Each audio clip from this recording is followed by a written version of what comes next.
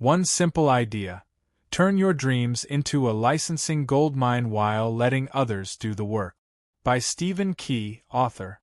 Summary. One simple idea shows you how to turn your ideas into licensed products and build companies around those that use outsourced manufacturers to produce, market, sell, ship, and distribute those products.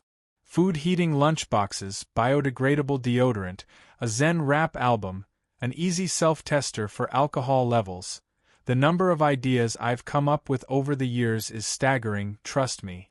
Sometimes I sketched them, sometimes I just made a note, and on a few occasions I even ran into them in the real world a few years later. The only thing I never did was execute them slightly smiling face. According to Stephen Key, you don't have to.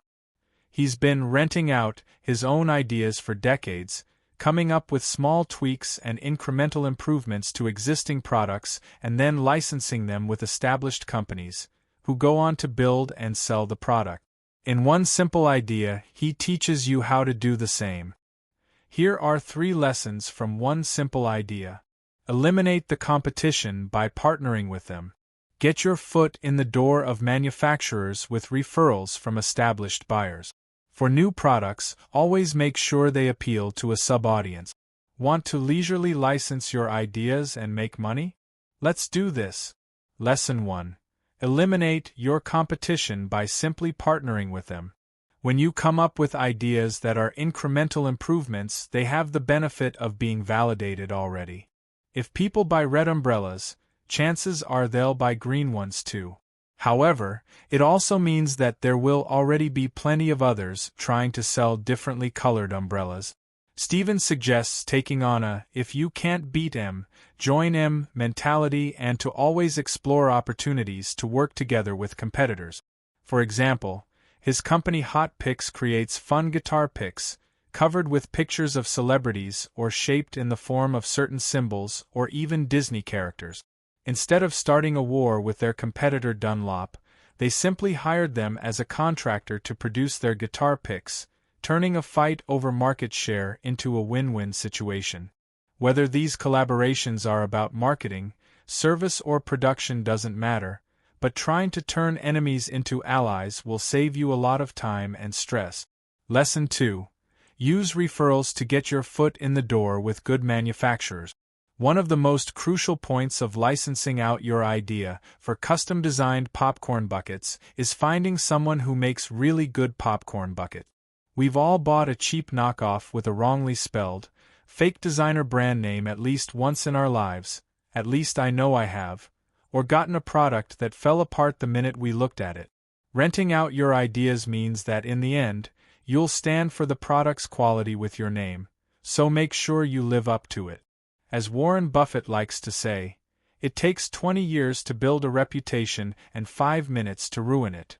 Whoever manufactures your product better be good. But the best suppliers already have a lot of business, so how can you get a Class A producer as a newbie? By getting a referral. Remember the collaborations mentioned above? If you can get one of your major player allies to introduce you to their manufacturer, you'll have a foot in the door and can negotiate a deal with someone who'll deliver top-notch quality. You can't just call Nike and say, "I have this great idea for a running shoe, will you make it and put my name on it?" But getting John, the local sports store owner, to introduce you to his contact at Nike? That's doable.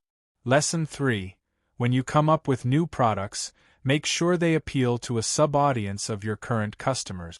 Lastly, chances are you won't stop at renting out one idea, because if you can get it to work once, you'll want more of it.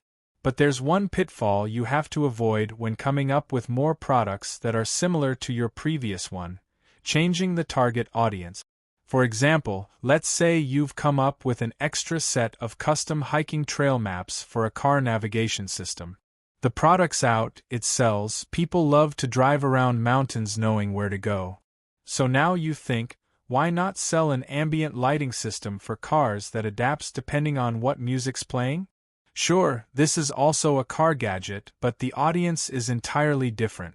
People who buy map sets want to go somewhere outdoors and hike. Music freaks who want their lighting to match the bass probably want to stay inside the car as long as possible. It might seem like they're tangentially related, but not really.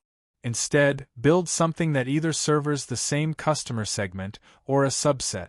In this case, this could be a portable charger for GPS systems, so people can take the maps outside, or another set with maps of good fishing lakes for hobby fishermen. For example, Hot Picks started with picks aimed at rockers, and with Disney Picks just expanded their audience to teens and children, a subset of guitar players, but not an entirely different audience.